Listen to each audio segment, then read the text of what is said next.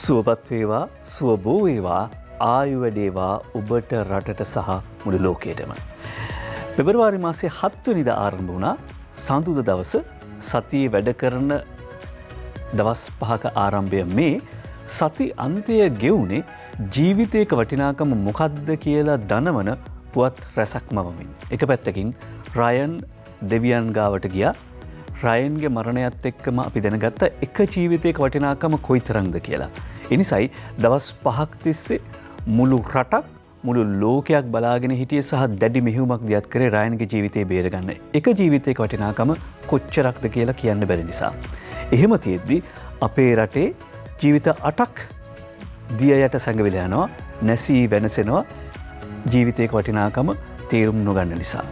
අනික් පැත්තෙන් ගත්තම ಭಾರತ ගීත කෝකිලාවිය ලතා මංගেশකර් අවුරුදු 92ක් ආයෝලදා ජීවන ගීතය නිමා කරන්නේ ජීවිතයක වටිනාකම කොයිතරම්ද කියලා පෙන්වුම් කරමින්. තවත් සියවසක් යනතෙක් ඇගේ ගී හඬ අපේ මතකයේ තියෙයි, මතු පරම්පරාවල් වල මතකයේ තියෙයි ඒත් ජීවිතයක වටිනාකම. ඒ අනුව හැම තප්පර 30කටම වරක් කියලා කියනවා, නැත්නම් හැම තප්පර 60කටම වරක් කියලා කියනවා ලෝකේ කොහේ හරි තැනක ලතා මංගেশකර් කියන අග්‍රගණ්‍ය ගායන ශිල්පිනියගේ ගීතයක් ප්‍රචාරණය වෙනවා කියලායි සමහර වෙලාවට ඔය සිනමා ගීත ගැන කතා කරන උදවිය කියන්නේ.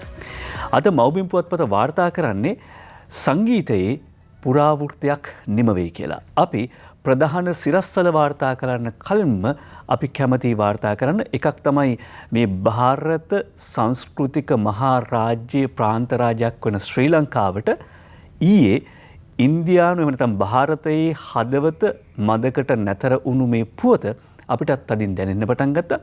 ඒ නිසා අපි ප්‍රධාන සිරස්වල වාර්තා කරන්න කලින්ම අද වාර්තා කරනවා මේ කනගාටුදායක සිදුවීම ශෝක ගීතය ජාතික පුවත්පත් වාර්තා කරන හැටි සංගීතයේ පුරාවෘත්තයක් නිම වෙයි ඉන්දියාවට දින 2ක ශෝක කාලයක් කියලා අද මව්බිම පුවත්පත වාර්තා කරද්දී ලියවෙන බොහෝ ලිපි අතරේ ජ්‍යෙෂ්ඨ පුවත්පත් කලාවිදී ඒ.ඩී. රංජිත් කුමාර මහත්මයා ಭಾರತ ගීත කෝකිලාවිය ලතා කියලා මැය යොදලා මාතෘකාව යොදලා ලිපියක් ලියනවා.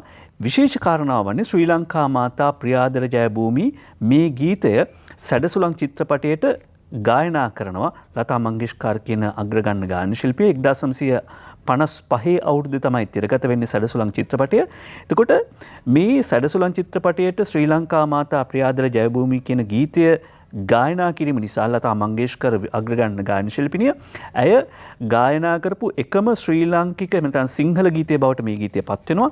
සැඩසුලං චිත්‍රපටයේ නිෂ්පාදක ටී සෝමසේකරන් මහත්මයා කොහොමද මේ ගීතය ගායනා කරවන්න ලතා මංගেশකර් එකඟතාව පළ කරගත්තේ කියලා ඒ.ඩී. රංජිත් කුමාර මහත්මයා කියනවා. එකක් තමයි මේ ලතා මංගেশකර් කියන අග්‍රගණ්‍ය ගායන ශිල්පිනිය ඇගේ විනෝදාංශය තමයි සුවඳ විලවුන් වර්ග එකතු කිරීම.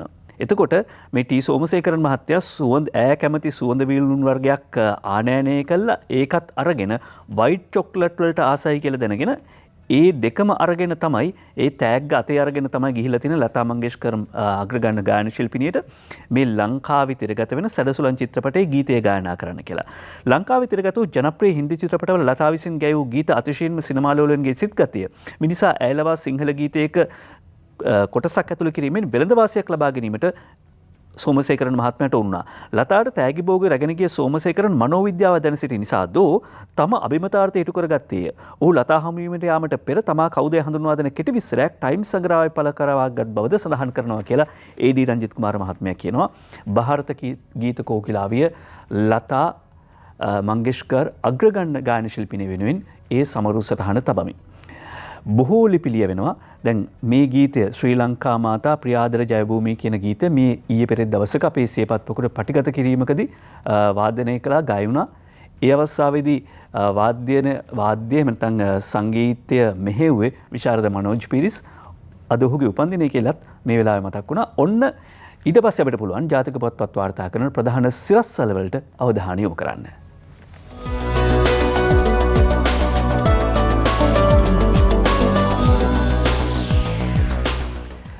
අද දිවෙන පුවත්පතේ ප්‍රධාන සිරස්වලය IOC පෙට්‍රල් ඩීසල් මිල උත්සයි.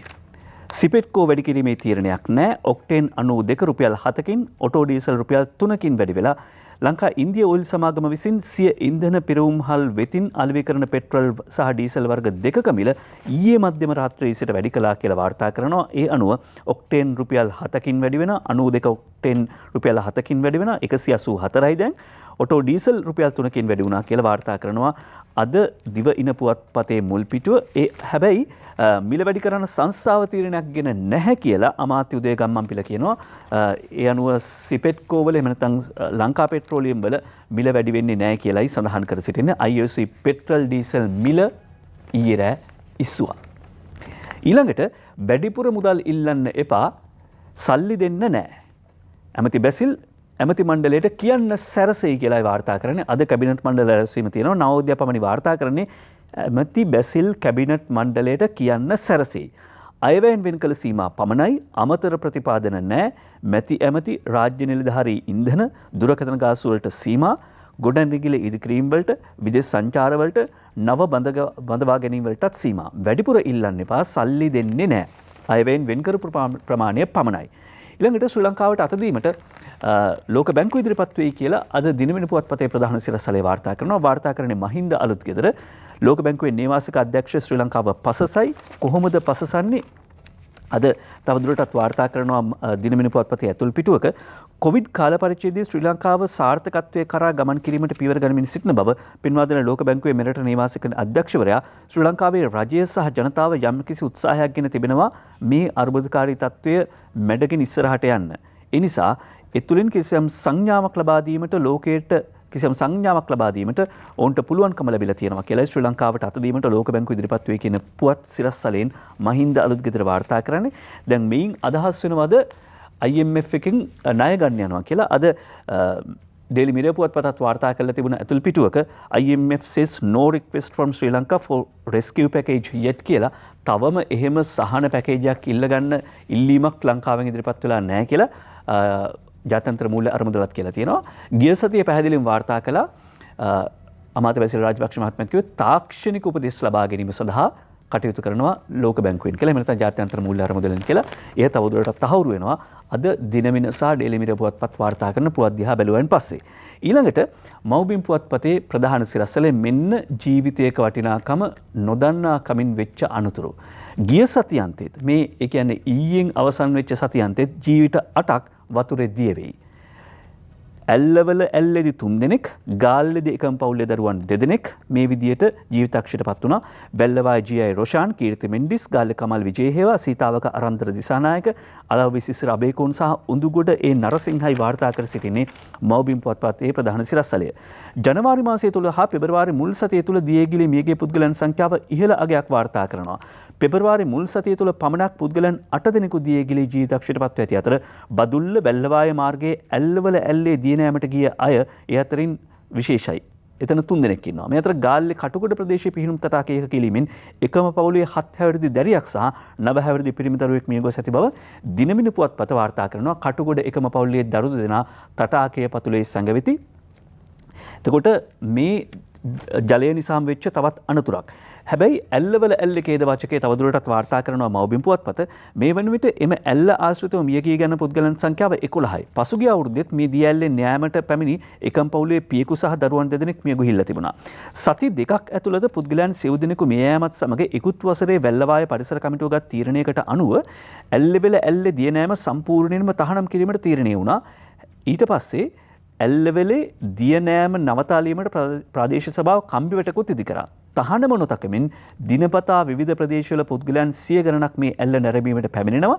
ආරක්ෂාවට තිබිච්ච කම්බිවැටත් පෙරළලා දාලා තියෙනවා. සිදු අනුතුර ඒකේ ප්‍රතිඵලයක්. ඒ අනුව දැන් බොහෝ දෙනෙක්ගේ ජීවිත නැති වෙන නිසා පරිසර කමිටුව තීරණය කරනවා මේකේ නානික අනුතුරුදායකයි කියලා. ආයි පොඩ්ඩක් මව්බිම් පුවත්පත බලමුකෝ. මව්බිම් පුවත්පතේ මේ ප්‍රධාන සිරස්තලයත් එක්කම ඡායාරූපයෙන් පෙන්නනවා ඇල්ලවල දිය ඇල්ල නැරඹීම සඳහා පැමිණෙන සියලුම සංචාරකයන් මිහි දිය නෑමෙන් වළකින්න කියලා සිංහල දෙමළ ඉංග්‍රීසි භාෂා තුනින්ම කාර්මික දැනුම් දීමකුත් කරනවා. එහෙම තියෙද්දි තමයි අද අරුණ පුවත්පතට ෆස්ලම් ජයන්ත වීරසේකර වැල්ලවාය සහ කැලුම් ගුණතිලක මොනරාගල ඉඳලත් වාර්තා කරනවා ඇල්ලවල ඇල්ලට සමාජ මාධ්‍යෙන් බිලි කැන්දයි කියලා මේ සිරස්තලෙන් අමු සිංහලෙන් තේරෙන සිංහලෙන් කියලා තිනවා. ඇල්ලවල ඇල්ලට සමාජ මාධ්‍යෙන් බිලි කැන්දයි. මාතර ඉඳන් ආවේ නුවර එළියේ දානෙකට. අරක්කු බිබී නාන්න ගිහින්. මියගිය 3 දෙනාම අවුරුදු 50ට වැඩි අය. YouTube Facebook වලින් දැකලා නාන්න ඇවිල්ලා 10ක් මැරිලා.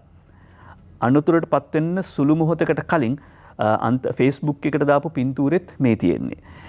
ඇල්ල දුර ඉඳන් බලන්න හදපු වැට සංචාරකයෝ කඩලා. සංචාරකයෝ කියලා කිව්වේ මේ විදේශීය සංචාරකයෝ නෙවෙයි. අපේ අයියලම තමයි. අපිම තමයි විශාල දියසුලියක් සහ අවපීඩනයක් මෙතන තියෙනවා. ඒ නිසා තමයි මෙතෙන්ට යන්න එපා කියලා කියන්නේ බෝඩ් ගහලා තියෙන්නේ වැටක් ගහලා තියෙන්නේ ඇල්ල දුර ඉඳන් බලන්න හදපු වැට සංචාරකයෝ කඩලා. එතකොට දැන් මේ 225 ගැන පාර්ලිමේන්තුවේ ඉන්න 225 ගැන විවේචනය කරන අපි තමයි මේ මෙහෙම කරන්නේ. මේ අනතුරුදායකයි යන්න එපා නාන්න එපා දුර ඉඳන් බලන්න වැටකුත් ගහලා තියෙනවා. එහෙම තියෙද්දිත් YouTube වල Facebook වල දැකලා යනවා විතරක් නෙවෙයි අර කියන උපදේශ ටික නොතකා වතුරේ පනිනවා මේ ඒකේ ප්‍රතිඵල බිබී නෑම කියලායි වාර්තා කරන්නේ. මියගිය අයට අගෞරව කරනවා නෙවෙයි වාර්තා වෙන පුවත මේ ඊළඟ සතියන්ත එකත් නැවත වතාවක් මෙහෙම අනතුරක් සිදු නොවෙන්න අපි වග බලා ගන්න ඕනේ නිසා තමයි උදේ පාන්දර උනත් මේ කතාව කියන්නේ. හැබැයි ජීවිතයක් කොයිතරම් වටිනවද? ලොවක් හඬවා අඳුරු රෑ 4කට පසුව රයන් දෙවියන් වෙත ගියා. ඒ ජීවිතයක වටිනාකම කොයිතරම්ද කියලා දන්න නිසා වසන්ත විජේරත්න වාර්තා කරනවා මේ ඛේදනීය පුවත. ඊළඟට ලංකාදීප පුවත්පතට අවධානය යොමු කරනවා. ලංකාදීප පුවත්පතේ ප්‍රධාන සිරස්වල වෙන්නේ කුඩුකාරයෙක් ඉස්සයිල දෙකක් එක්ක මහපාරේ පැයක ගුස්සිපොරයක් මහදවල් දෙනෝ 1000ක් බලාගෙන ඉඳලා. ක්‍රිෂාන් ජීවක ජයරුක් වාර්තා කරන මේ සිද්ධිය හෙරොයින් මත්කුඩු ජාවාරම කරව බව කියන පුද්ගලයෙක් සමග පැයක පමණ කාලයක් මහමග පොරබදා මහත් වෙහෙසකින් ඔහුව මෙල්ල කර අත්අඩංගුවට ගැනීමට මාලිම්බඩ පොලිසිය උපපොලිස් පරීක්ෂකවරයන් දෙදෙනෙක් සමත්ව තිබෙනවා කියලා අද වාර්තා කරනවා ලංකාදීප පුවත්පත. ඒ අනුව ජීවිතයත් මරණයත් අතර සටනකින් පස්සේ තම දිවි පරදුවට තබා මේ ක්‍රියාව සිදු කර තිබෙන්නේ මාලිම්බඩ පොලිසියේ සුබසිංහ ගමගේ සිරිපාල සහ CP චන්ද්‍රපාල කියන උපපොලිස් පරීක්ෂකවරුන් දෙන්නා. ත්‍රාසජනක චිත්‍රපටයක ජවනිකාවක් බඳු එම සිද්ධිය දැක බලා ගැනීමට විශාල පිරිසක් එම ස්ථානයට ඒකරාශී වී ඇතත් මද්ද්‍රව්‍ය ජාවාරම් කරනට ඇති බිය නිසා ඒ කිසිවෙකුත් පොලිසියට සහාය වීමට ඉදිරිපත් වී නැතයි වාර්තා වෙනවා කියලත් අද ඔන්න ලංකාදීප පුවත්පත කියනවා. එතකොට ත්‍රාසජනක චිත්‍රපටයක් වගේ මේ සිද්ධිය පොලිසිය දෙන්නෙක් පැයක් තිස්සේ ගුස්සි අල්ලනවා මහදවල්. එතකොට පැයක් විතර ගුස්සි ඇල්ලුවා නම් එතකොට සහායට අනිත් පොලිස් කණ්ඩායම ආවේ නැද්ද කියන එකත් තවත් ප්‍රශ්නයක්. රැස්කකා බොහෝ පිටසක් බලන් හිටියා. ඒ අය වීඩියෝ කරන්න නැති, සමහරට Facebook දාන්න නැති, YouTube දාන්න නැති මේවා. හැබැයි නිකමටවත් උදව් කරන්න ඇවිල්ලා නැහැ මේ පොලිස් නිලධාරීන් දෙන්නට. අඩුතරමින් 119 අංකයට අමතලා කතා කරලා කියන්න හරි පොලිසියට කතා කරලා හරි කියන්න තිබුණා මේ පැයක් විතර මේ ගුස්සිය ඇල්ලුවන් නම්. ඔන්න ඒ තමයි අපි.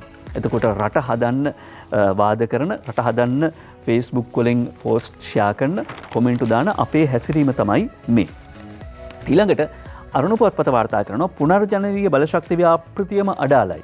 ලංවීම වගකීම කඩලා මුදල් ලේකම්ගෙන් දොස්. උදේජීව ඒකනායක වාර්තා කරන මේ පුවත් සිරස්තලයකටම පමණක් නෙවෙයි සමාජ කතිකාවතකට සිරස්තලයක් වෙන්න ඕනේ කියලා අපි විශ්වාස කරන්නේ. පුනර්ජනනීය බලශක්ති ප්‍රතිපත්තිය හඳුන්වා දී වසර 2කට අධික කාලයක් ගත වී ඇතත් මෙතෙක් එම බලශක්තියෙන් ජාතික පද්ධතියට එක් කර ඇත්තේ මෙගාවොට් 15ක් තරම් සුළු ධාරිතාවක් බව මුදල් අමාත්‍යාංශය අනාවරණ කර තිබෙනවා. විදුලි බල මණ්ඩලයේ මූල්‍ය බිඳේ නොමැතිකම, කළමනාකරණය සහ වගවීම අඩුවීම මේ ඛේදවාචකයට හේතුව යයි මුදල් අමාත්‍යාංශ ලේකම් SR ආටිගල විදුලි අමාත්‍යාංශ ලේකම් වසන්තා පෙරේරා වෙත පෙරේදා යවා ඇති ලිපියක සඳහන් කර තිබෙනවා. ලංකා විදුලි බල මණ්ඩලයේ සතු වගකිව යුතු ජ්‍යෙෂ්ඨ නිලධාරීන් මේ සම්බන්ධයෙන් පරස්පර ප්‍රකාශ කිරීම ඉතාමත්ම බරපතල ලෙස සලකනවා කියලත් මුදල් අමාත්‍යාංශය අවධානය යොමු කරලා තිබෙනවා. ප්‍රතිපත්ති සම්පාදනයේ නිවැරදි තීරණ ගැනීමේ උත්සාහය අඩපණ කිරීම සඳහා මෙවැනි ප්‍රකාශ ක්‍රියාමාර්ග ගන්නා බව මුදල් අමාත්‍යාංශය අදහස. ගමට බලාගාරයක් යන ව්‍යාපෘති ආරම්භ කර මාස 14ක් ගෙවී ඇතත් එය යලි අධ්‍යයනය කළ යුතුයි. එකතු වෙලා තියෙන අර කිව්වාගේ මෙගාවොට් 15ක් විතරක් විතරයි. පවතින යටිතල පහසුකම් උපරිම ප්‍රයෝජනට ගෙන පුනර්ජනනීය බලශක්තියෙන් විදුලිය ලබා ගැනීමට අවශ්‍ය පියවර ගන්නා ලෙස මුදල් අමාත්‍යාංශයේ විදුලි බල අමාත්‍යාංශයට දැනුම් දීලා තිබෙනවා. ලංකා විදුලි බල මණ්ඩලයේ ලංකා khනිජ තෙල් නීතිගත සංස්ථාවට සහ බැංකුවලට ගෙවිය යුතු මුදල රුපියල් බිලියන 150 කියලාත් කියනවා. ඊළඟට ප්‍රතිපත්ති හඳුන්වා දීලා මාස 26ක් ගත වෙලා තිබුණා. නමුත් ඉලක්ක සම්පූර්ණ කරගන්න බැරි වෙලා තියෙනවා. ඒ අතර අද නයනතරංග ගමගේ අරුණ පුවත්පතට වාර්තා කරන සම්පූර්ණ සූර්ය උද්‍යානයේ මූලික සාකච්ඡා ආරම්භ වෙන ඉන්දිය සමාගමත් එක්ක කියලා. ඒ කියන්නේ පුනර්ජනනීය බලශක්ති ව්‍යාපෘතිය ආරම්භ කරලා මාස 14ක් ගත වෙනවා. හැබැයි මෙගාවොට් 15යි තවම ජාතික විදුලි බල පද්ධතියට එකතු වෙලා තියෙන්නේ. එතකොට පුනර්ජනනීය බලශක්තිය නැත්නම් සුනිත්‍ය බලශක්ති අධිකාරිය එක තැනක ඉන්නවා. ඔවුන්ට යෝජනා ඉදිරිපත් වෙනවා. ඊළඟට ඒවා යෝජනා ඉදිරිපත් වෙලා ඒගොල්ලෝ ඒවා ඉවලුවේට් කරලා එහෙම නැත්නම් අවශ්‍ය තක්සේරුව කරලා ඊට පස්සේ විදුලි බල මණ්ඩලයට දෙන්න ඕනේ ක්‍රියාත්මක කිරීම සඳහා ක්‍රියාත්මක වෙන්න නම් විදුලි බල මණ්ඩලයේ සහයෝගය අවශ්‍යයි. එතනින් එහාට ව්‍යාපෘතිය ක්‍රියාත්මක නොවෙනවා කියන එක තමයි දැන් එළිදරව් වෙලා තියෙන්නේ. මණ්ඩලය වෙනුවෙන් ජනතාව වෙනුවෙන් එළියට බහින වෘත්තීය සංගම් ඇයි මේවට නිහඬ? ඇයි මේවට නිහඬ? එතකොට දැන් මේක කතා බහට ලක් වෙන්න හොඳ කාරණාවක් සමාජයේ ඉස්සරහට අවිල්ලා තියෙනවා. ඇයි මේවට නිහඬ? කොහොමුණත් මහජන උපයෝගිතා කොමිෂන් සභාව ඊයේ පෙරේද දවසක කියලා තිබුණේ සමාන සුනිත්‍ය බලශක්ති අධිකාරියේ සභාපතිවරයා ඊයේ පෙරේද කිව්වා දැන් මේ ආයතන තුනම එක සැලැස්මකට වැඩ කරන්න පටන් අරගෙන තියෙනවා. ඒ නිසා මේ බලශක්ති අර්බුදය පිළිබඳ ගැටලුව නිම වෙයි විසඳෙයි කියලා විශ්වාස කරන්න පුළුවන්. යුද්ධයේදීත් මෙහෙම ගැටලුවක් තිබුණේ. විවිධ ආරක්ෂක අංශ විවිධ න්‍යායපත්‍ර යටතේ හිටියේ. අවසානයේදී යුද්ධය ජයග්‍රහණය කළේ එවකට ආරක්ෂක ලේකම්වරයා ජනාධිපතිවරයා මේ මොහොතේදී ඉන්න ජනාධිපතිවරයා මේ ආයතන තුනම සම්බන්ධීකරණය කළ හමුදාවන් තුන පොලිසිය ඊට පස්සේ සිවිල් ආරක්ෂක බලකාය මේ සියල්ල සම්බන්ධීකරණය කළ එක වැඩපිළිවෙලක් යටතේ ක්‍රියාත්මක වෙච්ච නිසා තමයි යුද්ධය ජයග්‍රහණය කළේ. ඒ වගේම මේ යුද්ධය ජයග්‍රහණය කරන්න මේ ආයතන තුනේ ඒකාබද්ධ වීම බලපාවි කියලා විශ්වාස කරනවා. ඊළඟට දැන් රෝගීන් සංඛ්‍යාව වාර්තා වීම ඉහළ ගිහිල්ලා තියෙනවා කොවිඩ් ආසාදිත. හැබැයි අද අමිල ප්‍රභාත් වාර්තා කරනවා ඩේලි නිවුස් පුවත්පතේ ප්‍රධාන සිරස්තලය no plans for lockdown travel restrictions state minister professor Channa Jayasumana සඳහන් කරනවා කියලා. මහාචාර්ය චන්න ජයසුමන සඳහන් කළා කියන urge people to take booster dose කොහොම හරි බූස්ටර් මාත්‍රාව ලබා ගන්න තුන්වන මාත්‍රාව ලබා ගන්න. මේ වෙනකොට වාර්තා වෙන රෝගීන් ප්‍රමාණය වැඩි වුණා වුණත් ලෝකයේ අනෙක් රටවල් වල ක්‍රියාත්මක වෙන ක්‍රමවේදයන්ුත් සලකා බලලා ලොක්ඩවුන් එකකට එහෙම නැත්නම් නිරෝධාන කියන්නේ සංචරණ සීමා පැනවීම කෙරෙහි නෙවෙයි අවධානය යොමු කරන්නේ. නැත්නම් ලොක්ඩවුන් එකකට යන්නෙත් නැහැ. සංචරණ සීමා පනවන්නෙත් නැහැ. සෞඛ්‍ය නිරෝධාන නීති රීති ක්‍රියාත්මක කරන්න. ඒ වගේම තමයි අනික් පැත්තෙන් ගත්තාම බූස්ටර් එන්නත විද ගන්න ඒ ඇරෙන්න වෙන විසඳුමක් නැහැ. ජීවිතේ බේරගන්න මේ මොහොතේදී. ඒක වාර්තා කරනවා අද ඩේලි නිවුස් පුවත්පත. ඒ අතරේ ජාතික පුවත්පත්වල සෙසු පුවත් අතර තියෙනවා ගිරා හමුදාවක් ගිහිල්ලා ගිරවෙ බේරගත්ත කතාවක්. විශ්වාස කරන්නත් බෑ. හැබැයි විශ්වාස කරන්න පුළුවන්. එක රටක් එක නීතියක් ක්‍රියාත්මක වෙද්දී බම්බලපිටියේ කදිරේෂන් කෝවිලට ඇවිල්ලා වන්දනාමාන කරන්න යාපනයේ නල්ලූරුවල වැසියෙක්ට පුළුවන් වෙන්නත් ඕනේ. ඒ වගේම තමයි උතුරේ හරි නැගෙනහිර හරි තියෙන බෞද්ධ සිද්ධාස්ථානයකට ගිහිල්ලා හිත් පුරා වැඳ පුදා ගන්න දකුණු පෙරවැසියෙක්ටත් අවස්ථාව තියෙන්න ඕනේ. ඒක තමයි එක රටක් එක නීතියක් ක්‍රියාත්මක වෙනවා කියලා කියන්නේ. ඒ වගේම වසර 800කට පසුව මුලතිව් කුරුන්දි වෙහෙරින් පිරිත් හඬක් කියලා අද ඡායාරූප එක්කම ලංකාදීප පුවත්පත් වාර්තා කරනවා.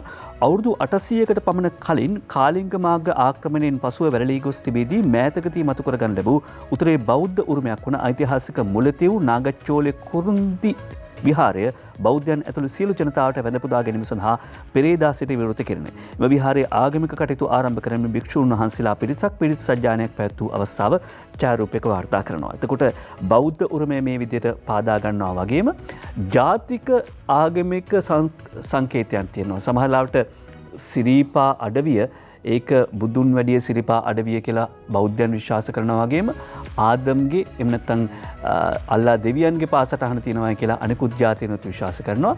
මේවා වැටකොටු බැඳගෙන රකින්නවාට වඩා සියලු දෙනාම එකට ගිහිල්ලා වන්දනා කරන්න පුළුවන් තැන් බවට පත් කරගන්න එක තමයි වටින්නේ. ඒකත් අපි අවධාරණය කරනවා. මොකද අර මහගම සේකරයන් ලයනල් රාජතිලක ප්‍රියන්ත වගේ පොත්වල කියෝ වගේ මේ ශ්‍රීපාද කන්ද කියලා කියන්නේ ඒක ජාතික සමගියේ සංකේතයක්. ඒක පසුබිම් කළා අපි එක්සත් ජාතීන්ගේ සංවිධානයේ ප්‍රධාන කාර්යාලය හදමු කියලා තමයි ලයනල් රාජතිලක සහ ප්‍රියන්ත පොතේදී මහගමසේකරන් කියන්නේ. ඒ නිසා වසර 800කට පසු මුලතිව් කුරුන්දි වෙහෙරින් පිරිත් හඬක් ඇහෙනවා. ඒ පිරිත් හඬ මෛත්‍රියේ නාදය බවට පත් වේවා. ඊළඟට මෛත්‍රියේ නාදය බවට පත් වේවා වගේම අපි සෙත් පිරිත් කියන්න ඕනේ උදෑසනක් මේ. හේතුව තමයි අද සිසුන් 3,45,242ක් මධ්‍යස්ථාන 2438කදී උසස් පෙළ විභාගයේ සඳහා පෙනී සිටිනවා. කාල වේලාවන් ගැනත් අලුත්ම ක්‍රමවේදයක් ක්‍රියාත්මක වෙනවා කියලායි අද මව්බිම් පුවත්පත වාර්තා කරන්නේ. රෝහල්වලත් මධ්‍යස්ථාන 29ක් තියෙනවා. ජේ.ටී.ද සිල්වා අද මව්බිම් පුවත්පතට වාර්තා කරනවා මේ පුවත. ඒ අනුව කොවිඩ් ආශ්‍රිත සිතුන් සඳහා සහ ආසාදිත සිසුන් සඳහා වෛද්‍යවරුන්ගේ අධීක්ෂණයට රෝහල් ආශ්‍රිත විශේෂ විභාග මධ්‍යස්ථාන 29ක් ස්ථාපිත කර තිබෙනවා කියලා විභාග කොමසාරිස් ජෙනරාල් එල්.එම්.ඩී. ධර්මසේන මහත්මයා කියනවා. ඒ වගේම විභාගයේ ආරම්භයේ සිටම අවසානයේ පිළිතුරු පත්‍ර එකතු කරන අවස්ථාව දක්වාම සිසුන් විභාග ශාලාව තුළ අසුන්ගෙන ඉන්න ඕනේ. ප්‍රශ්න පත්‍ර නිකුත් කිරීම, පිළිතුරු ලිවීම ආරම්භ කිරීම, පිළිතුරු ලිවීම අවසන් කිරීම, පිළිතුරු පත්‍ර එකතු කිරීම වගේ සියලුම අවස්ථා එකම වේලාවක සිදු කරනවා කියලායි සඳහන් කර සිටින්නේ. ඒ අනුව කොවිඩ් ආසාදිත හෝ ළඟම ආශ්‍රිතයන් වශයෙන් නිරෝධයන්ට වී සිටින විභාග අපේක්ෂකයන් සඳහා ඔවුන්ට ලබා දී ඇති විභාග මධ්‍යස්ථානවල වෙනම කාමර පිළිල කර ඇති බව විභාග කොමසාරිස් ජෙනරාල්වරයා සඳහන් කරනවා. ඒ කියන්නේ දරුවන්ට ආසාදනය වෙලා තියෙනවා නම් ඒ සඳහා රෝහල් පද්ධතියේ එහෙම නැත්නම් රෝහල්ලේ ඇතුළේ ඉඳගෙන විභාගෙට ලියන්න පුළුවන්. විභාගයේ අතරතුරේදී යමෙක් ආසාදිත වෙනවා නම් එහෙම නැත්නම් රෝග ලක්ෂණ පෙන්වුම් කරනවා නම් ඒ අයටත් වෙනම ක්‍රමවේදයක් ක්‍රියාත්මකයි. රෝහල් වලත් මධ්‍යස්ථාන 29ක්. අවුරුද්දක් පරක් වෙලා දැනටත් දරුවන්ට ඒ අවුරුද්ද තවත් කල් නොගිහින් බේරගන්න එක තමයි වටින්නේ. ඒ නිසායි කොවිඩ් මැද මේ රැකවල් මැද උසස් පෙළ විභාගයේ තියන්නේ. උසස් පෙළ විභාගයට ලියන හැම දිනකටම අපි පත්තරමේන්තුවෙන් සුබ පතනවා. ඔබ මෙතෙක් එකතු කරගත්ත දැනුම නිරවුල්ව ලියන්න ඔබට ශක්තිය ධෛර්යය ලැබෙන්න කියලා ප්‍රාර්ථනා කරනවා. එන්නත් තුනම නැත්තම් පොදු ස්ථාන වලට ඇතුළු වීම තහනම් අප්‍රේල් 30 වෙනිදායින් පස්සේ මේ නීතිය ක්‍රියාත්මක වෙනවා කියලායි අද මව්බිම් පුවත්පත කියන්නේ. ඒ වගේම එන්නත් ගැසට්ටුවෙන් මූලික හිමිකම් කඩවීමක් වෙන්නේ නැහැ කියලා කුමුදු පුල්චාන්ත වාර්තා කරනවා. බිඟුන් මේනක ගමගේ මේ දෙන්නම එක විට වාර්තා කරන මේ කාරණාව එක පැත්තකින් පූර්ණ එන්නත් කරණයට ලක් නොවූ තැනැත්තන්ට පොදු ස්ථාන වලට ඇතුළු වීම අප්‍රේල් 30 වෙනිදා සිට වළක්වමින් විශේෂ ගැසට් නිවේදනයක් ගෙහෙලි රඹුකල්ල සෞඛ්‍ය අමාත්‍යතුමා නිකුත් කළා තියෙනවා. ඒ ගැසට්ටුව අනුව ඊට පස්සේ පොදු ස්ථානයන්ෙන් හැඳගෙන්නේ මොකද්ද? මොනවද පොදු ස්ථාන? අයිතියක් ලෙස හෝ අන්‍යාකාර ගෙවීමක් සිදු කර හෝ ගෙවීමක් සිදු නොකර ආරාධනාවක් මත හෝ ආරාධනයක් නොමැතිව ජනතාවට ප්‍රවේශ විය හැකි යම් ස්ථානයක් හෝ පොදු ප්‍රවාහනයේදී භාවිත කරන ලබන ප්‍රවාහන ක්‍රමයක්. ඒ කියන්නේ පොදු ප්‍රවාහන සේවා සහ එක්කෝ අපි සල්ලි දීලා ටිකට් එකක් අරගෙන යන්නේ නැති තැන්වල. එහෙම නැත්නම් ආරාධනයකින් විතරක් යන්න බැරි තැන්වල මේ ඇරෙන්න ඉතිරිව පොදු ස්ථාන විදිහට සැලකෙනවා. එතකොට මේක ව්‍යවස්ථාවට පටහැනිද? මූලික අයිතිවාසිකම් උල්ලංඝනය කිරීමක්ද? යනුව ජනාධිපති නීතිඥ යූ.ආර්.ද සිල්වා මහත්මයා මේ පිළිබඳව සඳහන් කරනවා. ඒකෙන් මානව හිමිකම් කඩවීමක්, මූලික අයිතිවාසිකම් කඩවීමක් වෙනවද කියලා. මූලික අයිතිවාසිකම් කඩවීමක් වෙන්නේ නැහැ කියලා තමයි සඳහන් කර සිටින්නේ. මොකද යූ.ආර්.ද සිල්වා මහත්මයා සඳහන් කරන විදිහට මානව හිමිකම් පිළිබඳව මෙරට ආණ්ඩු ක්‍රමසාවේ 14 වෙනි ව්‍යවස්ථාවෙන් කියලා තියෙනවා. ඒ වගේම මහජනතාවට සමාජයට බාධා කරන අවස්ථාවන්හිදී ඊට අදාළව ගන්න ලබන ක්‍රියාමාර්ග මගින් මානව හිමිකම් කඩවීමක් සිදු නොවන බව ආණ්ඩු ක්‍රමසාවේ 15 වෙනි ව්‍යවස්ථාවෙන් තවදුරටත් කියනවා. එයින් සඳහන් කරන්නේ මේක පොදු ජනතාවගේ යහපත උදෙසා ගන්න තීරණයක් නිසා මානව හිමිකම් කඩවීමක් වෙන්නේ නැහැ කියලා.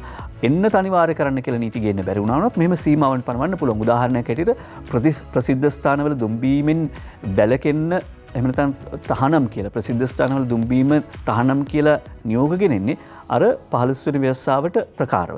ඒ නිසා එන්නත් තුනම නැත්තම් අප්‍රේල් 30 වෙනිදායින් පස්සේ පොදු ස්ථානවලට ඇතුළු වෙන්න බෑ. පූර්ණ එන්නත් කරණය කියලා කියන්නේ එන්නත් තුනම ලබා ගැනීම. මේ සතියේ සිට රැපිඩ් ඇන්ටිජන් කට්ටලවල හිඟයක් නැහැ කියලා ඖෂධ නියාමන සැපයුම් සහ ඖෂධ නිෂ්පාදන සැපයුම් සහ නියාමන රාජ්‍ය අමාත්‍යාංශයේ ලේකම් වෛද්‍ය සමන් රත්නායක මහත්මයා සඳහන් කරනවා. ඊට අදාළ කට්ටල ගෙන්වීම සඳහා අවශ්‍ය මුදල් ශ්‍රී ලංකා මහ බැංකුව විසින් නිකුත් කරලා තියෙනවා. අදාළ ඇණවුමත් මේ වන විට ලබා දීලා තියෙනවා කියලා තමයි වෛද්‍ය සමන් රත්නායක මහත්මයා සඳහන් කර සිටින්නේ. ඒ කියන්නේ රැපිඩ් ඇන්ටිජන් කට්ටලවල හිඟයක් ඇති වෙන්නේ නැහැ. මේ සතියක කාලය තුළදී කොවිඩ් රෝගීන් 8142ක් ලංකාවෙන් වාර්තා වුණා කියලා ඉන්දික හේවා විතරණ වාර්තා කරනවා අද පුවත්පතට. කොවිඩ් මරණ සංඛ්‍යාවත් පෙර සතියට සාපේක්ෂව 8%කින් 10කින් ඉහළ ගිහිල්ලා තියෙනවා කියලා විශේෂඥ වෛද්‍ය අනුව හම්දානි මහත්මයා සඳහන් කරනවා සෞඛ්‍ය අමාත්‍යාංශයේ තාක්ෂණ සේවා අධ්‍යක්ෂවරයා ඒ අනුව සතියක කාලයේදී කොවිඩ් රෝගීන් සංඛ්‍යාව 8142කින් වැඩි වෙලා මරණ සංඛ්‍යාව 8%කින් 10කින් වැඩි වෙලා තියෙනවා. එන්නත ලබා ගන්න ලෝකේ වැඩිපුරම එන්නත භාවිත කරපු එන්නත තමයි ෆයිසර් එන්නත. ඒ නිසා බය නැතුව ඒ එන්නත ලබා ගන්න කියලා විශේෂ මහාචාර්ය චන්න ජයසූරිය මහත්මයා ඉල්ලීමක් කරනවා. ලෝ වැඩියෙන්ම භාවිත කළ ෆයිසර් එන්නත ගන්න බිය වෙන්න ඕනේ නැහැ කියලා රාජ්‍ය අමාත්‍ය මහාචාර්ය චන්න ජයසූරිය කියන කොහොම වුණත් අර තිබිච්ච බිය ටික පහව යනවා. එහෙම නැත්නම් මරණ බිය දැනෙන්න පටන් අරගෙන තියෙනවා. පහුගිය දින 5ට 4,08,898 දෙනෙක් බූස්ටර් එන්නත විදගෙන සන්ධ්‍යා කරුණාරත්නය වාර්තා කර සිටින්නේ. තවමත් රෝහල්ගතව අසාධ්‍ය තත්ත්වයේ ප්‍රතිකාර ලබන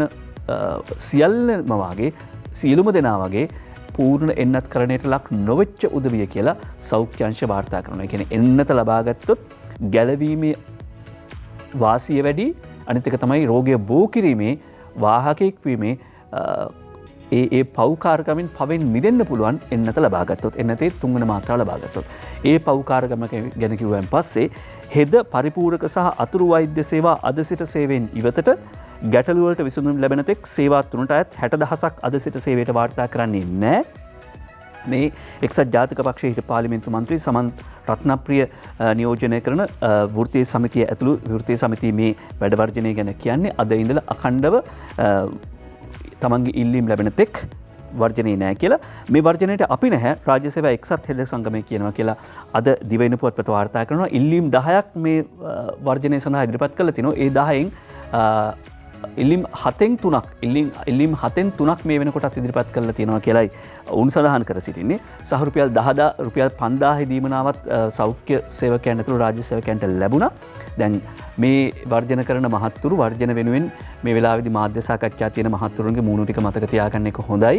කොරෝනා කොහොමද අවදානම් සාගත තත්වයකට ඇවිල්ලා තියෙන්නේ? එහෙම වෙලාවක අඛණ්ඩ වැඩ වර්ජනයක් දියත් කරන්නේ මේ මොහොතේදී කියන්නේ මේ මහත්තුරු රටට ආදරේද එහෙම නැත්නම් ජනතාවට ආදරේද කියලා මතක තියාගන්න පුළුවන්. කොහොම වුණත් සති කියන්නේ ඊටාම කෙටි කාලයක් ඇතුළත පාර්ලිමේන්තුවට ඇවිල්ලා එහෙම නැත්නම් පාර්ලිමේන්තුව විසිරවන්න ඔන්න මෙන්න තියෙද්දි පාර්ලිමේන්තුව ඇවිල්ලා අන්තිමට වාහන බලපත්‍රෙත් අරගෙන ගෙදර ගියපු හිටපු පාර්ලිමේන්තු මන්ත්‍රී සමන්ත රත්නප්‍රිය මහත්මයා නියෝජනය කරන වෘත්තීය සමිතිය තමයි මෙතනට මුල් වෙලා තියෙන්නේ. නිසා මේ මූණු ටික බලාගනිමු. රටටද මිනිස්සුන්ටද ආදරේ කාටද ආදරේ කියලා බලා ගන්න පුළුවන්. ඒතරේ කරාපිටියේ එක්ස්රේ පිටපතක් ෆෝන් එකෙන් ගන්න වෙලා කරාපිටේ එක්ස්රේ පිටපත් ෆෝන් එකෙන් ගහන්න වෙලා කියලා අද මවබිම් පුවත්පත වාර්තා කරනවා. ඒකට හේතුව තමයි මේ අද ගාලේ ෆර්හාන් නිසාම්දීන් සහ අංකම එන්ජී ලියනගේ වාර්තා කරන්නේ මවබිම පුවත්පතට.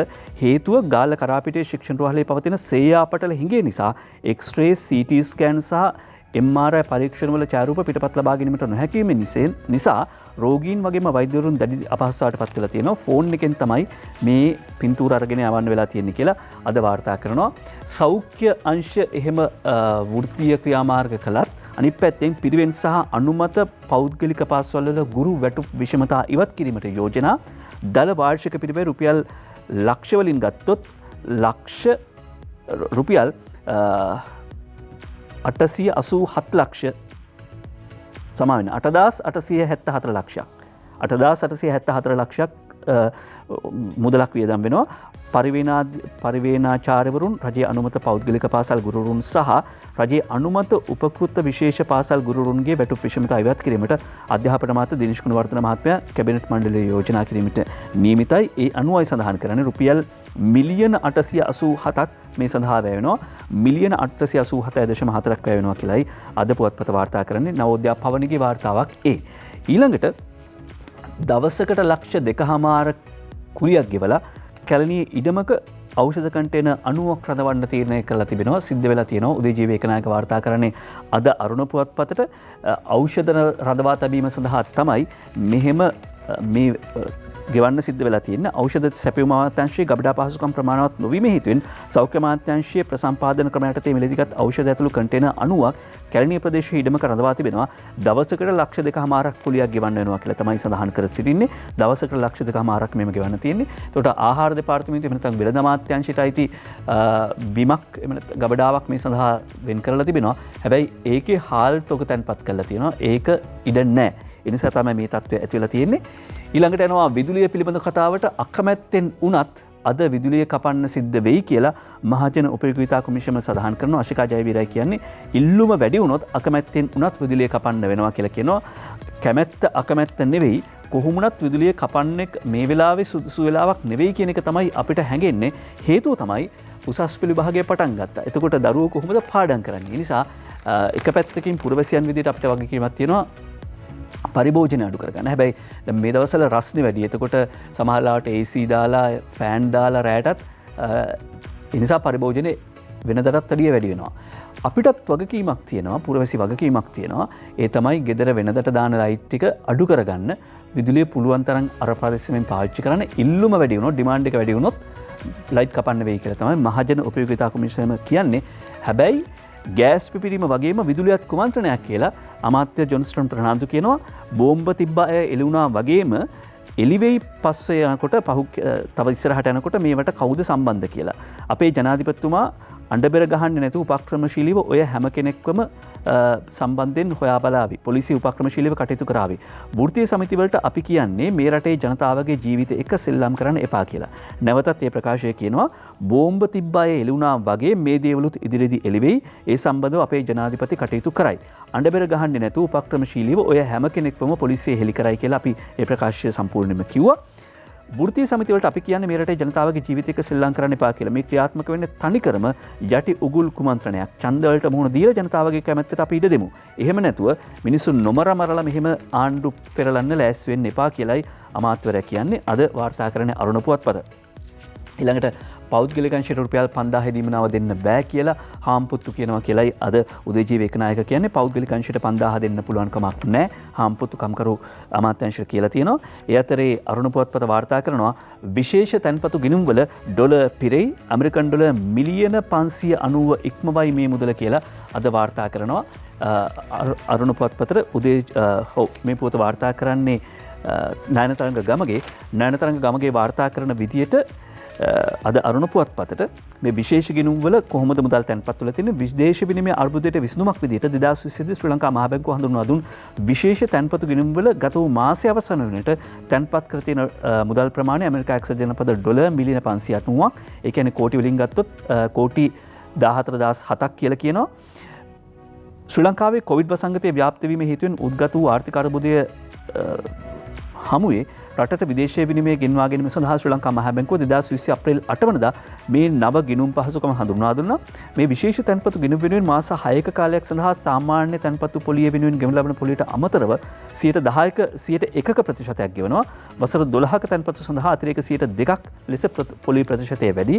ඒ නිසා සාමාන්‍යයෙන් අර ප්‍රේෂණ ඒ කියන්නේ රෙමිටන්ස් එවන ගිණුම් වලට වඩා මේ විශේෂ ගිණුම් වල තැන්පත් කරන ප්‍රමාණය වැඩි කියලා කියනවා. ඇමරිකන් ඩොලර් මිලියන 590ක් දැනට එක මාසය ඇතුළත පහුගිය මාසය ඇතුළත තැන්පත් කළා කියලා කියනවා ඒ ගිණුම් වල. මේවා අර සුබදායි තොරතුරු සුබදායි ප්‍රවෘත්ති.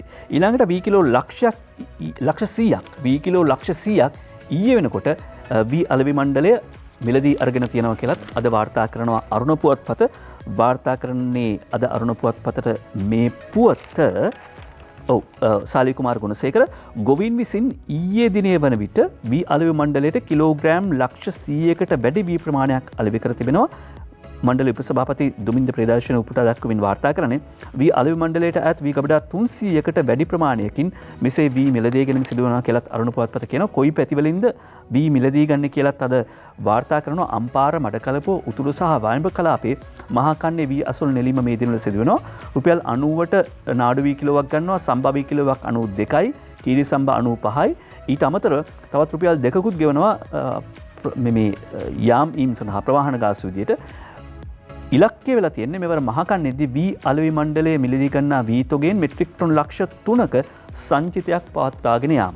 මෙට්‍රික් ටන් ලක්ෂ 3ක සංචිතයක් පවත්වාගෙන යාම. එතකොට අර පොළොන්නරුවේ සහල් මාෆියාවට අපේ බත්පතට පහර දෙන්න පුළුවන් කමක් නැහැ.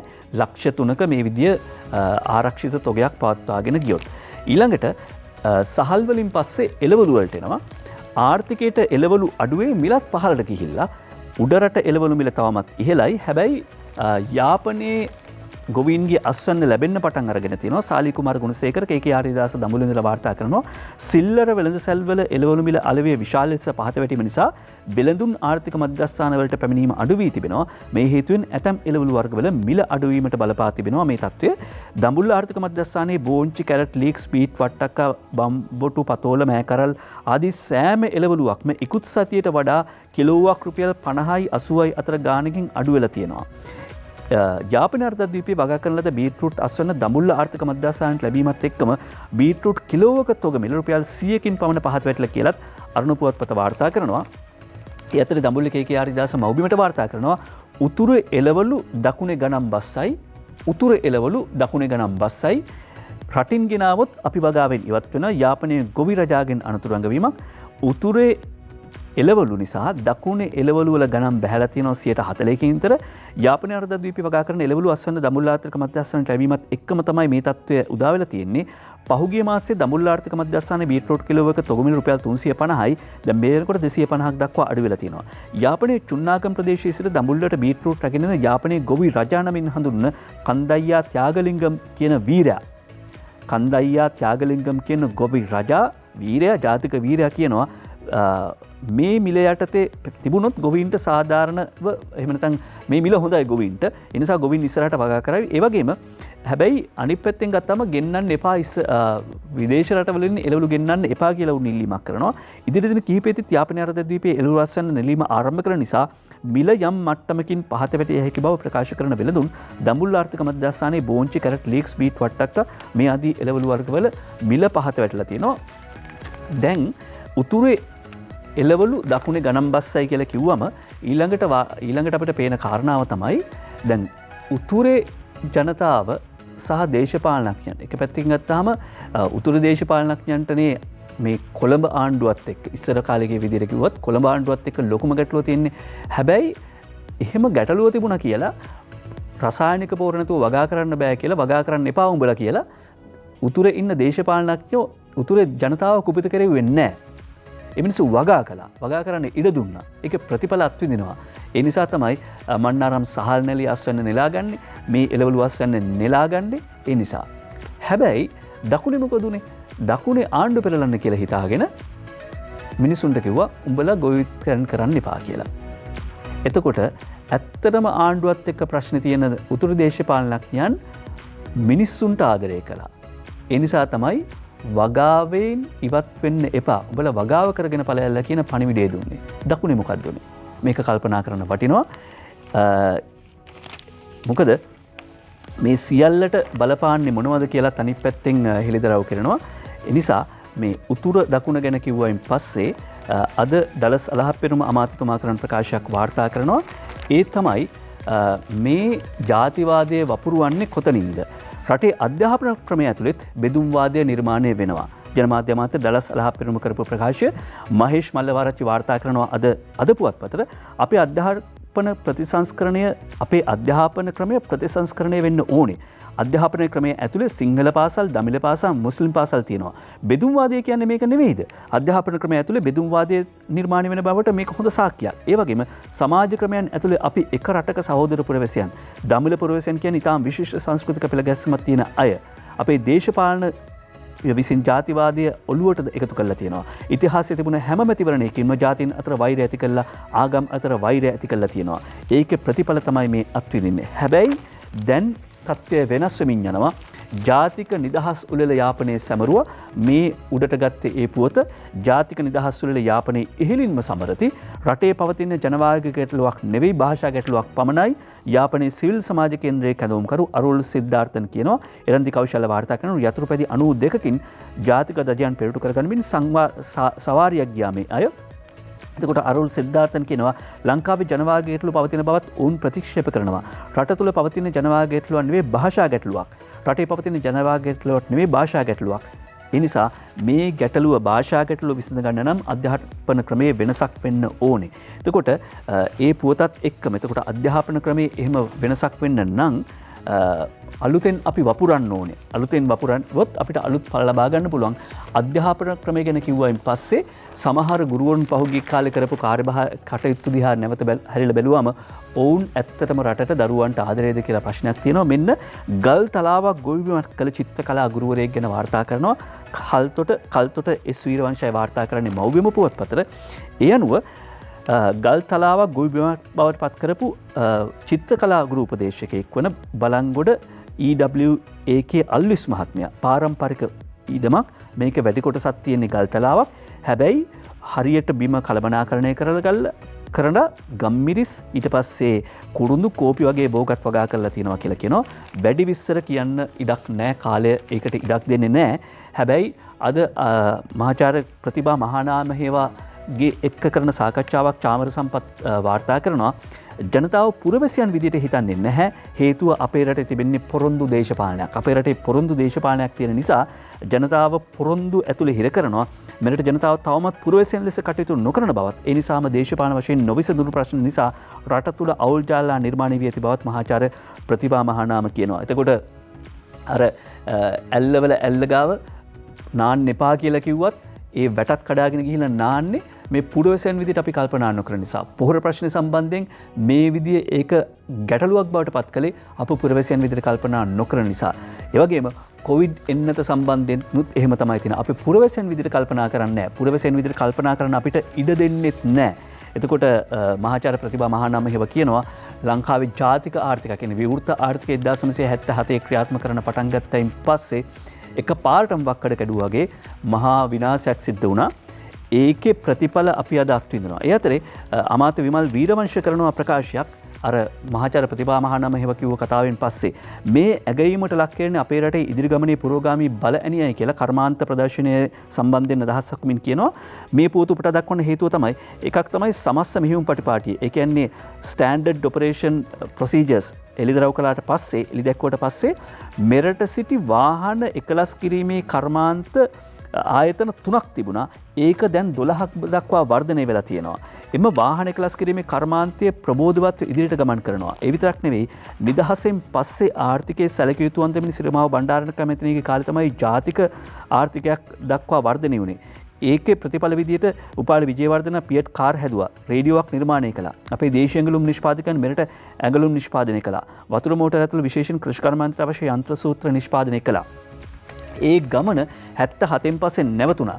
දැන් නැවත වතාවක් ආරම්භ වෙලා තියෙනවා. ඒ නිසා තමයි වාහන ආනයනය අධෛර්යමත් කළේ, තහනම් කළේ. ඒකේ ප්‍රතිඵල විදියට මේ වෙනකොට රට ඇතුලේ වාහන එකලස් කිරීමේ කර්මාන්ත එහෙම නැත්නම් සමාගම් 12ක් ඇති වෙලා තියෙනවා.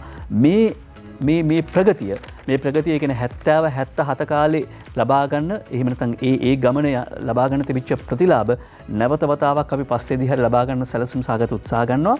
ඒ නිසාද ජනතාව බලා හිටියට අපි ඒකට ලෑස්ති නැහැ. අවුරුදු 5 ඉවර වෙන කලින් ආණ්ඩුව ගෙදර යවන්න අපි සූදානම් කියලා ආචාර්ය හරිණ අමරසූරිය ජනතා විමුක්ති පෙරමුණ නියෝජනය කරන පාර්ලිමේන්තු මන්ත්‍රීවරයෙක් කියනවා.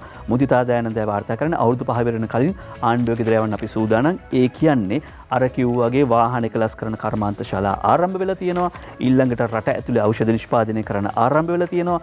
පොහොරවලට වියදම් කරපු මුදල රට ඇතුලේ ඉතිරි වෙන්න පටන් අරගෙන තියෙනවා.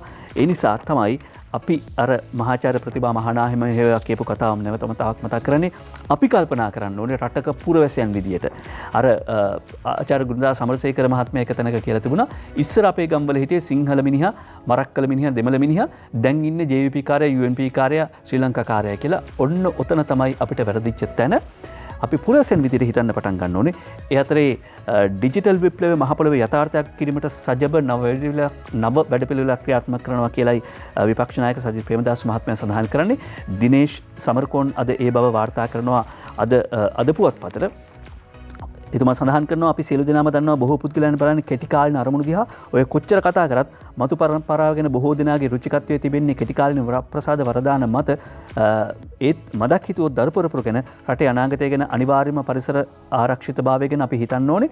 කාටත් ඇවිල්ලා වේදිකාවල කතා කරන්න පුළුවන් අරම කරනවා මෙහෙම කරනවා කියලා කවුරුවත් එහෙම කරන්නේ නැහැ. හැබැයි අපි එහෙම කරනවා කියලා සඳහන් කරනවා. ඒ අතරේ පොල් ආශ්‍රිත නිෂ්පාදන අපනයන ආදායම ඩොලර් බිලියනයක් දක්වා වැඩි කර ගැනීමට ඉලක්කයක් තියෙනවා කියලා ජේෂ්ඨ කථිකාචාර්ය මාධවී හේරත් කිව්වා කියලා සඳහන් කරනවා. හැබැයි අනිත් පැත්තෙන් වාර්තා වෙනවා පොල් තෙල් ගෙන්නන්නත් සිද්ධ වෙයිද කියලා. නිසා පොල් ආශ්‍රිත නිෂ්පාදන අපනයනය කරනවා වගේම පොල් තෙල් ටික රට ඇතුළේ නිෂ්පාදනය කරගන්නත් ඕනේ.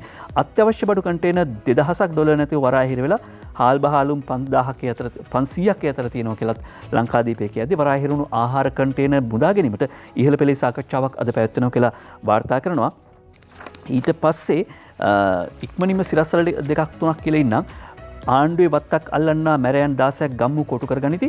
වාහන පහකුත් අල්ලගෙන ඉඩම් කොමිසම නිලධාරියෙක් පොලිස් නිලධාරියෙක් ඉඩම් කට්ටිකරුවන් ඒ අතර කියලා අද ලංකාදීපේ වාර්තා කරනවා. කහතුඩුව අධිවේගී කොස්සාපල් 15 වැඩි දැරියක දූෂණය කළා. අතවර කරන ගමන් වීඩියෝ කර මුහුණු පොතට දානවා කියලා තර්ජනය කළා. දැරියගේ මව සමග සැකකරුට අනියම් සම්බන්ධතාවක් තියෙනවා. මේ දරුවා අම්මට කිව්වෙන් පස්සේ මොකද කියලා තියෙන්නේ වෙන කාමරයක ගිහලා නිදා ගන්න කියලා තියෙනවා. මේ කුණු ගැන කිව්වන් පස්සේ බ්ලූ මෙන්ඩල් කුණු කන්ද පරිශ්‍රයේ වරායටත් ගබඩා පරිශ්‍රයක් ඉදි කරන්න ඩොලර් මිලියන 15ක ආයෝජනයක්.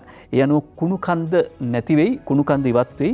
අග්‍රාමාත්‍ය මහින්ද රාජපක්ෂ මහත්මයා උදෙස් දීලා තියෙනවා මේ කුණු කන්ද මෙතනින් ඉවත් කරලා එතන බ්ලූ වරායට අයිති ගබඩා ව්‍යාපෘතියක් ක්‍රියාත්මක කරන්න කියලා අද ඒ බව සඳහන් කරනවා දිනමින පුවත්පත. කාටූන් බලන විරාමයට යන්න කලින් අර දිව ඉන පුවත් අද කලින් කතාවේදී අපි කිව්වා වගේම මෙන්න ගිරා හමුදාවේ 20ක් ඇවිල්ලා කූඩුවේ හිටපු ගිරා පැටව කූඩුව කඩලා අරගෙන ගිහිල්ලා මේ වාර්තා කරන ජයල විශේෂ වාර්තාකරු 30 කොටින් කඩුව අද ලංකාදීප පුවත්පතට රෑනින් විදී සිටදී අල්ලාගත් ගිරාපැටියෙක් කූඩු කරලා තියෙනවා. මාසෙකට විතර පස්සේ 20කට ආසන ගිරාරංචුවක් කෑකෝ ගසමින් පැමිණ කූඩුවේ යකඩ කූරු හොටෙන් ඈත් කොට බේරාගෙන යාමේ සිද්ධියක් ජයලින් වාර්තා වෙනවා. කිසිවෙකුත් බලාපොරොත්තු නොවූ පරිදි දහවල් 1ට පමණ 20කට ආසන්න ගිරාරංචුවක් පැමිණ එකිනෙකාගේ සහායෙන් කූඩුවේ කම්බි ඈත් කොට ගිරා පැටවා රැගෙන ගිය බව මේ ගෙහිමි කාන්තාව කියනවා. මේ අවස්ථාවේදී ගිරාරංචුවේ හැසිරීම රටාව දකින්නාට බිය උපදවන ආකාරයේ සැහැසි ඡණ්ඩ ස්වරූපයක් ගත්ත කියලයි සඳහන් කර සිටින්නේ. ගිරා හමුදාවේ 20ක් ගෙදර ඇවිල්ලා ගෙදර ඉඳපු ගිරා පැටවයි කූඩුව කඩාගෙන අරගෙන ගිහිල්ලා තියෙනවා. මේක තමයි අපිත් කරන්න ඕනේ වැඩේ. එතකොට ගිරව් නැමතවත පාඩමක් කියලා දීලා තියෙනවා. සාමූහිකව එකතු වෙලා අපේ ගැටලු විසඳ ගන්න පුළුවන් කියන එක. ඊළඟට පොලා ගෙලිවිල්ලෙන් නිම කරන්න පුළුවන්. පොලා අද ලියන්නේ වගකීම් පැහැරහැර අයිතිවාසිකම් ගැන කතා කිරීම කොයිතරම් සදාචාරාත්මකද කියන ප්‍රශ්නය. ඒ අනුව විවේචනය කරන උදවියට සංකල්පයක් නැහැ, අදහසක් නැහැ. හැබැයි සුබවාදීව දකින අය රටේ ඉදිරි අනාගතය ගැන සැලසුම් සහගතව කටයුතු කරනවා කියලා කියද්දී 6:51යි. මිත්‍යා වගේම විද්‍යාවත් පතුරවන්න ඕනේ. මිත්‍යාවට ඉඩක් නැහැ අපි ගාව. ඒ නිසා විද්‍යාවට ඉඩක් දෙනවා. මිනිසා ග්‍රහක කැණීමට පටන් ගත්තොත් මොකක් වෙන්නේ? රුක්ලන්ති පෙරේරා අද වාර්තා කරනවා ග්‍රහක මෙතන ඇස්ට්‍රොයිඩ් මේ අභ්‍යවකාශයේ සෑහෙන විසිරලා තියෙනවා. දැන් ආරම්භ වෙලා තිබෙනවා මේ ඇස්ට්‍රොයිඩ් කැණීම. මේවා සිදුරු කරන්න හේතුව තමයි මේවායි ಖನಿಜ වර්ග තියෙනවා. සිලිකන්, ඊට පස්සේ කාබන්, ලෝහ මේ වගේ දේවල් තියෙනවා. බ්‍රිතාන්‍ය වගේ එක සමාගමක් තියෙනවා ඇස්ට්‍රොයිඩ් මයිනින් කෝපරේෂන් කියලා. ඒ වගේම මේවා අණුක ජලය තියෙනවා. අජාතාකාශ සුවිසැරයේ මිනිසාට අවශ්‍ය කරන ඉන්ධන ලබා ගන්න පුළුවන් කියලා. මිනිසා ග්‍රහක කැණීමට පටන් ගත්තොත් මොකද වෙන්නේ කියන මේ ලිපියත් කියවලා බලන්න. ඒකට ආරාධනා කරන ගමන්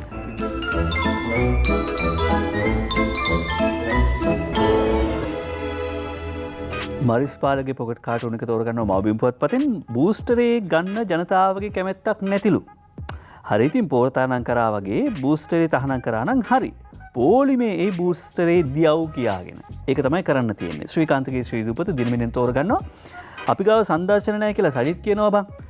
මෑන් යන තැනක පියානෝ එකක්, ක්‍රිකට් පිත්තක්, කඩුම ගානේ ඒ දණ්ඩක් හරි තිබ්බනම් ඇති වෙන්න සංදර්ශන බලා ගන්න පුළුවන්. තිබ්බනම් ඇති වෙන්න සංදර්ශන බලා ගන්න පුළුවන් සර්. ඒ කියන්නේ දිනමිනේ ශ්‍රී දූපත. දිවයින පුවත්පතට යනවා ෆේස්බුක් පොකට් කාටුන් එක තෝරගන්නවා ජයරත්න වික්‍රමසිංහගේ. විදුලිය ප්‍රශ්නට ගම්මන් පිළයි ලොකුගේ දෙපැත්තකට ඇද කතා කරන්නේ මොකද ඒ දෙන්න රටවල් දෙක කැමති වුණේ බං. ඒ අතරේ සතොසට එනවා. සතොස ඉස්සරහ ඉඳගෙන බල්දුල ඇමතුමා සබම්බෝල පුම්බනවා. සහන මල්ල කියන සබම්බෝල පුම්බන ගමන් ඉන්නේ MDV රත්න පේනවා. අනේ පොඩි එකා කියලා හිතේ. විදුරාබේ නායකගේ දවසේ 14ට යනවා. ඒත් බන්දුල ඇමතුමාම තමයි නිමිත්ත. දෙන්නම් හාල් පොල් කීවාට අඩුවට ගන්නට ගිය කලට නැහැ මොකුත් වටපිට දෙන්නේ ඔය කියන බඩු කියන තරමට බන්දුල ඇමති ආවොත් පමණි සතොසට දෙන්නේ ඔය කියන බඩු කියන තරමට බන්දුල ඇමති ආවොත් පමණි සතොසට කියලා දුකසේ අපි කියනවා විදුරාබේ නායක කියන කවිය. අද වහිනම කියලා කියන්නේ පළාත් කීපයකට නැගෙනහිර ඌව උතුරු මැද පළාත් වලට හම්බන්තොට මාතලේ දිස්ත්‍රික්ක වලට වැහි ලැබෙන්න පුළුවන්. ඊළඟට බස්නාහිර සබරගමු මධ්‍යම උතුරු මැද පළාත් වලට ගාල්ල මාතර දිස්ත්‍රික්ක වලට හවස් කාලේදී වැහි ලැබෙන්න පුළුවන් කියලා කියන්නේ. ඒ නිසා එළියට යනකොට කුඩයක් අරගෙන යන්න කෝකටත් පරිස්සමින් යන්න. එන්නතේ ආරක්ෂාව ඔබට තියෙන්න ඕනේ. ඒ නිසා 3 වන මාත්‍රාව බූස්ටර් එක ලබා ගන්න. පරිස්සමින් ඉන්න. ආයුබෝවන්.